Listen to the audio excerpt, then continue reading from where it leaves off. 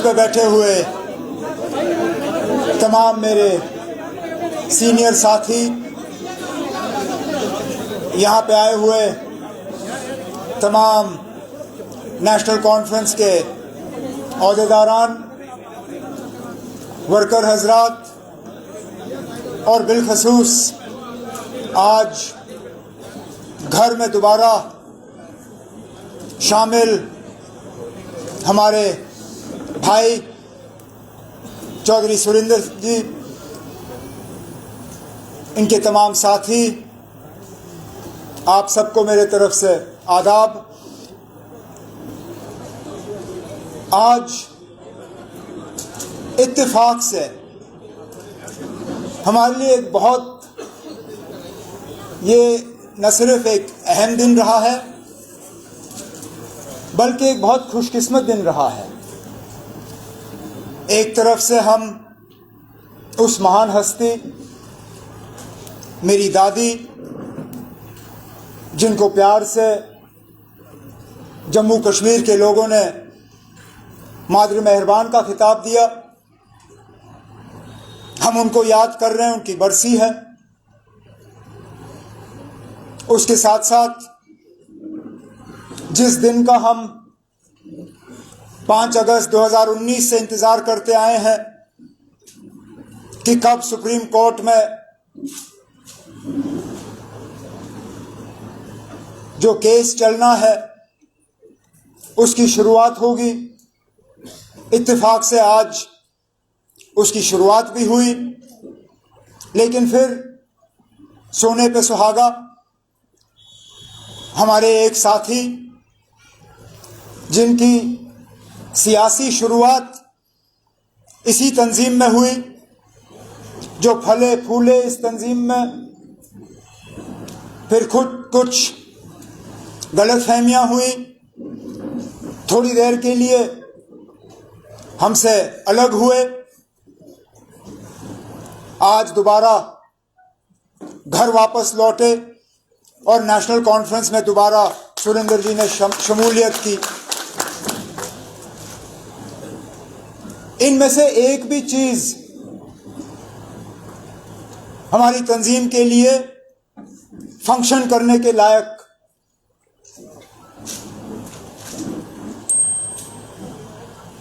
खबर बनती, लेकिन एक ही दिन 3 चीजें,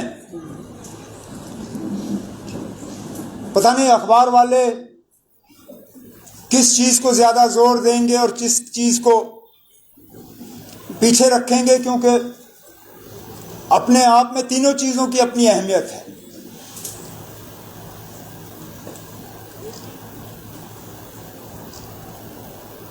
जम्मू कश्मीर के लोग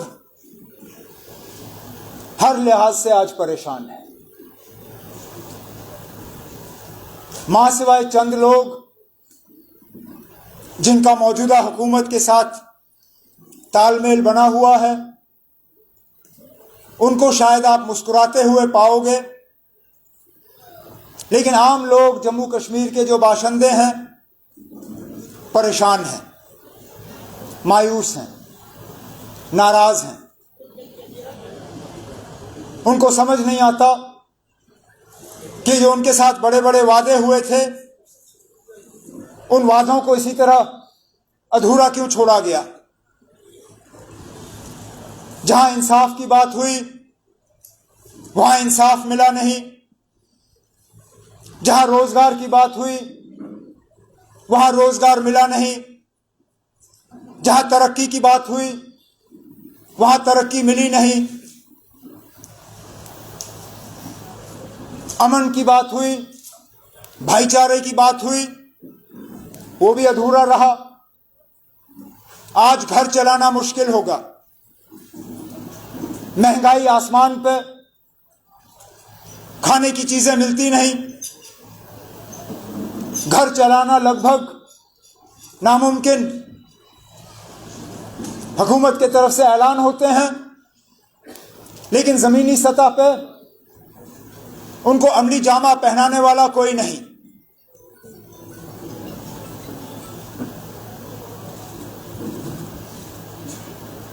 मैं कल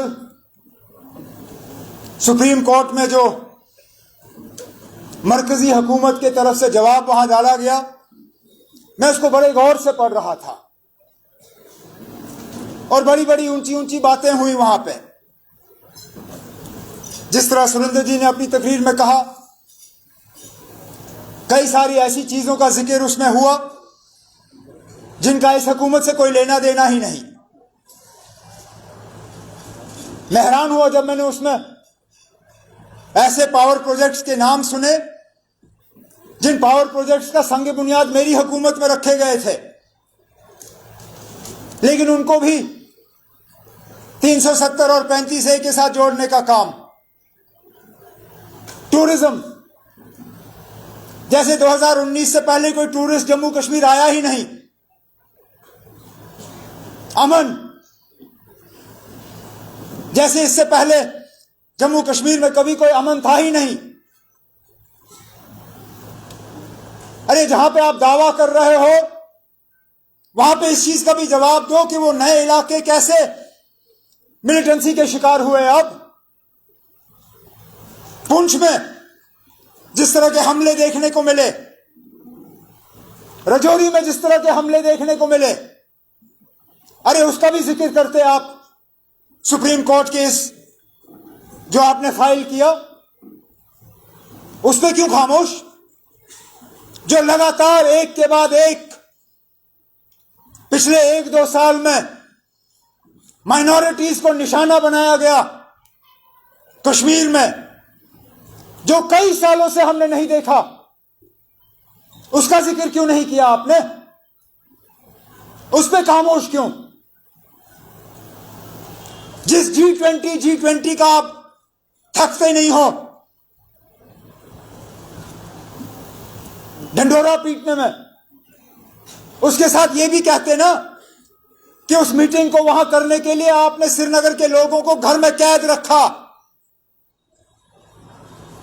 आपको बाकी मुल्क से पता नहीं कितने और हजार वहां पे फौज तैनात करनी पड़ी।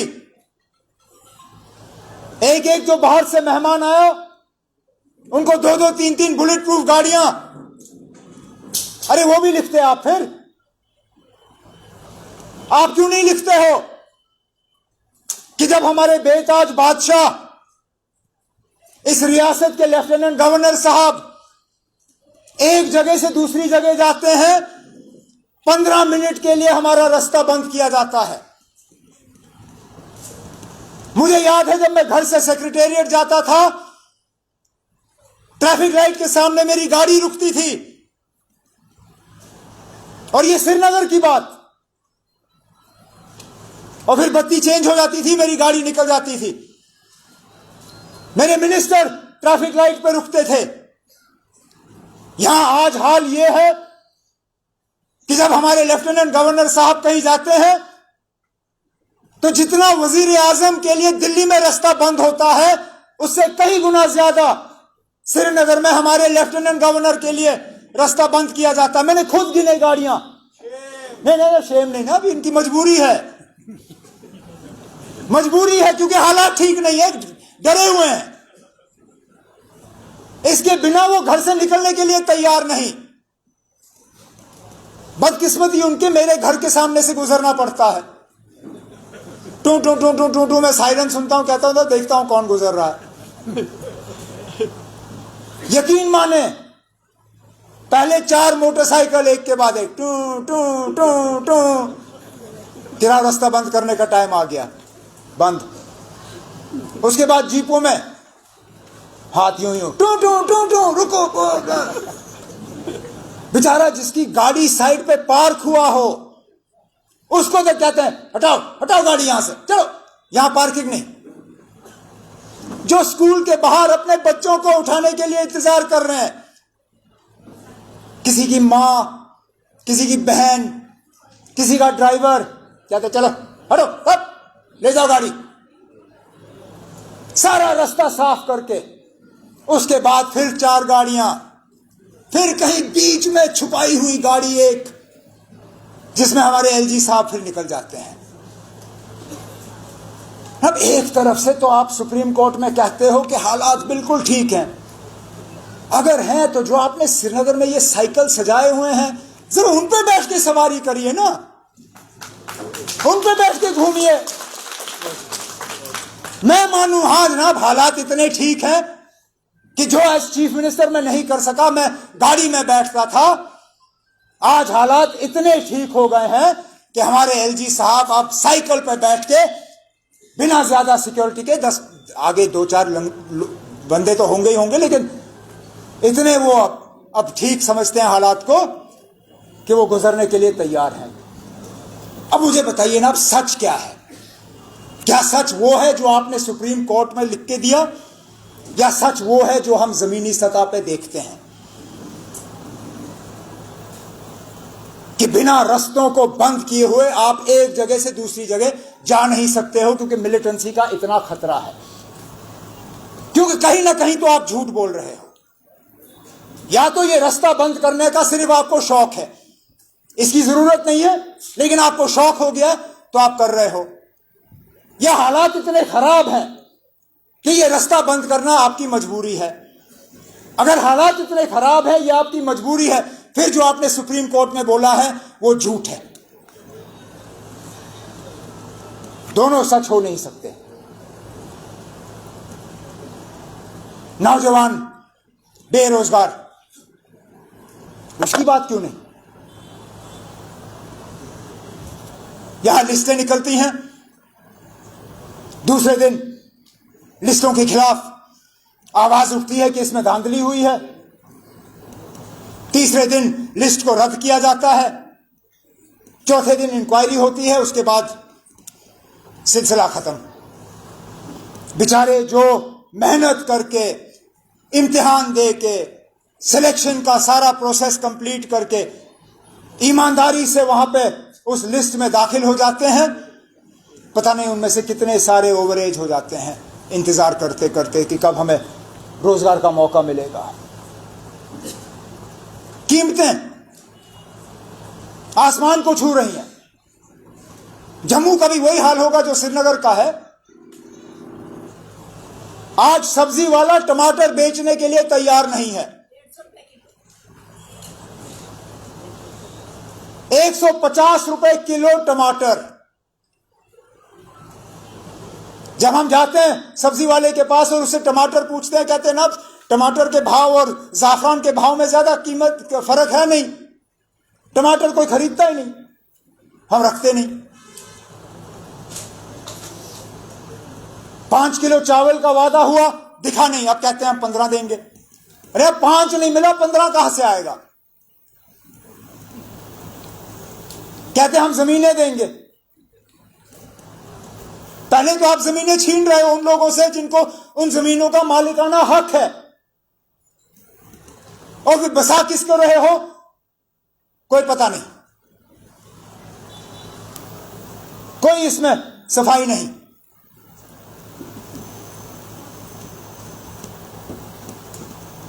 तभी तो ये लोग परेशान हो जाते हैं जब कोई सियासी थोड़ी सी गर्मा गर्मी हो जाती है। ये सुरेंद्र जी हैं, इतने बहादुर हैं कि वो ये और मैं जानते हैं कितना प्रेशर इन पर लगा पिछले दिनों में।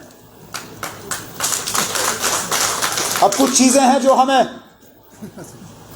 अपने आप में के मतलब रखनी है, लेकिन आप अंदाजा नहीं कर सकते हो कहां कहां से इसको दबाव आया।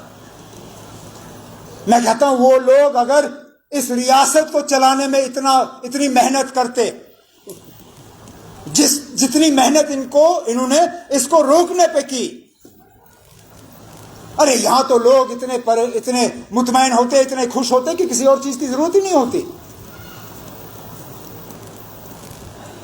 अरे किन किन ओहदों पे वो लोग बैठे हैं जिन्होंने इनको पकड़ने की कोशिश की, कितने अफसर इनके पीछे लगाए। मैं इन अफसरों से कहता हूं ना, जरा सा शर्म तो करो। आप लोग सरकारी मुलाजिम हो, आपको हर हुकूमत के साथ काम करना है। ये लोग आज हैं, हमेशा के लिए नहीं होंगे। मत करो, हमेशा के लिए नहीं होंगे। और मैं मानता अगर आपको अगले 6 महीने 1 साल में रिटायर होना है फिर तो ठीक है, आप इन्हीं का साथ देते देते रिटायर हो जाओ। लेकिन वो लोग जिनको आगे 15-15, 20-20 साल का सर्विस है, कम से कम उस सर्विस का तो लिहाज करो। अपनी नौकरी के साथ इंसाफ करो, वफा करो। आपका काम नहीं है सियासत में पढ़ना, वो सियासतदानों का काम है। कौन आता है कौन जाता है, तो लगता है जैसे हुकूमत का काम है तंजीमों को यहां तोड़ना और जोड़ना।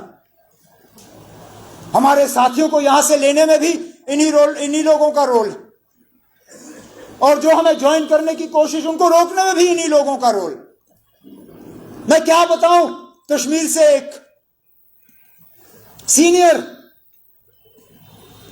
एक रीजनल पार्टी से ताल्लुक रखता है वहां कश्मीर में, जाना पहचाना, हमें ज्वाइन करने की उसने मन बना लिया था। चुपचाप मुझे मिला भी, डेट भी फिक्स हुआ, और फिर इंतजामिया पीछे पड़ गई। गलती वही की कि उसी वक्त मुझे उसको पकड़ना था, हार पहना के उसकी तस्वीर लेके पूरे बाजार में बेचना था मैंने। अब मैं भी बेवकूफ, बंदा सीख जाता है इसी तरह। मैंने कहा कोई बात नहीं ना, आप जाओ अपने वर्करों को तैयार कर लो, हम कर लेंगे फंक्शन 10-15 दिन के बाद। उन 10-15 दिनों में इतना प्रेशर। अच्छा, बीजेपी का वो है नहीं, लेकिन सबसे ज्यादा फोन अगर उसको आए तो बीजेपी वालों के आए। आप नहीं जा सकते हो, हम आपकी बात आपको इससे कराएंगे, आपकी बात उससे कराएंगे, आप दिल्ली आओ, आपकी मीटिंग हम फलाने से कराएंगे। भाई ठेकेदार था, कहा तुम्हारे भाई के हम ठेके कैंसिल करेंगे। उसने हाथ जोड़े, कहा ना अब गलती हो गई, कान पकड़ता हूं, जहां हूं बैठूंगा, दिल नहीं लगता है लेकिन नहीं जाऊंगा। ये हुकूमत कर रही है, इसलिए तो लोग परेशान हैं। और बिल्कुल सही कहा सुरेंद्र जी ने, जो मैं कहने जा रहा था। अगर सारा कुछ ठीक है, अगर हम लोग किसी काम के नहीं, हम नालायक हैं, अगर आप कहते हो हम चोर हैं, आप कहते हो हमने हुकूमत की किसी का भला नहीं किया, आप लोगों ने 3-4 सालों में तूफान किया यहां पे, तो इलेक्शन क्यों नहीं? अरे भाई इलेक्शन क्यों नहीं? सुप्रीम कोर्ट में यह भी समझाइए कि क्यों 5 साल हो गए जम्मू कश्मीर को गवर्नर रूल के अंदर। आखिर क्या मजबूरी है?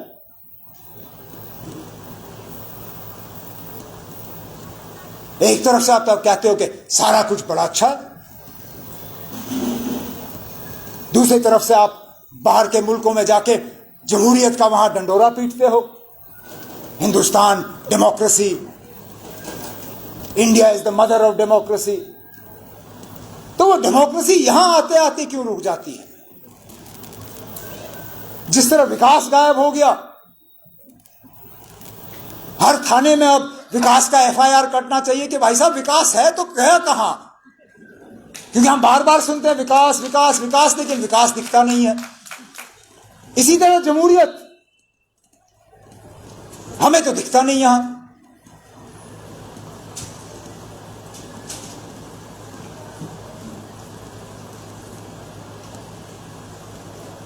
लेकिन कोई वक्त हमेशा के लिए नहीं होता है, बदलाव आना ही आना है। लेकिन हमारा फर्ज बनता है कि हम लोगों तक पहुंच के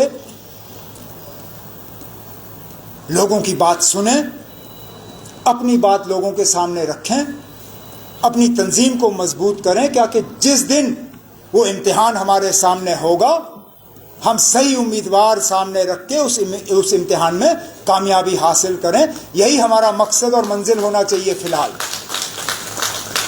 इसमें सुरेंद्र जी का एक बहुत अहम रोल बनता है, और मैं इनको यकीन दिलाना चाहता हूं कि जहां पे भी ये होंगे, मैं कंधे से कंधा मिला के इनके साथ खड़ा होऊंगा जम्मू कश्मीर और जम्मू कश्मीर के लोगों के लिए, ताकि हम इस रियासत को इस दलदल से निकाल के लोगों के चेहरों पे जो मायूसी है उस मायूसी को दोबारा एक मुस्कुराहट में तब्दील करें।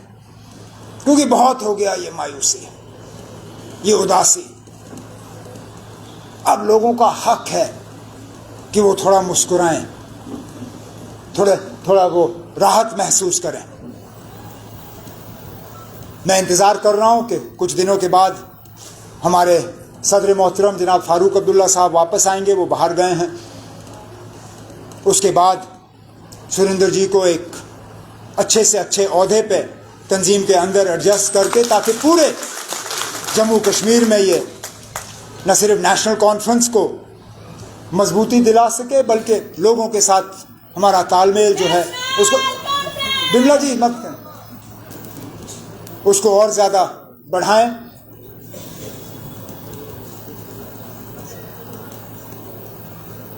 मैं आप सब साथियों का तहे दिल शुक्रगुजार हूं कि इस बहुत अहम दिन पे हमें इस तरह आप सबसे मुलाकात का मौका हासिल हुआ है, इस उम्मीद के साथ कि इसके बाद सुरेंद्र जी आपके यहाँ एक अच्छा खासा बड़ा जलसा, जिसमें हम जनाब फारूक साहब को भी लाएंगे, बिल्कुल सर, बाकी बातें वहाँ पे कर लेंगे।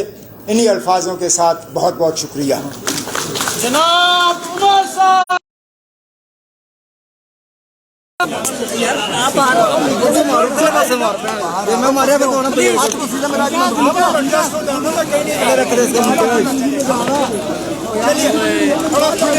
ये होते नहीं खुलेंगे नहीं सर यार आराम से यार, सुनो एक सेकंड।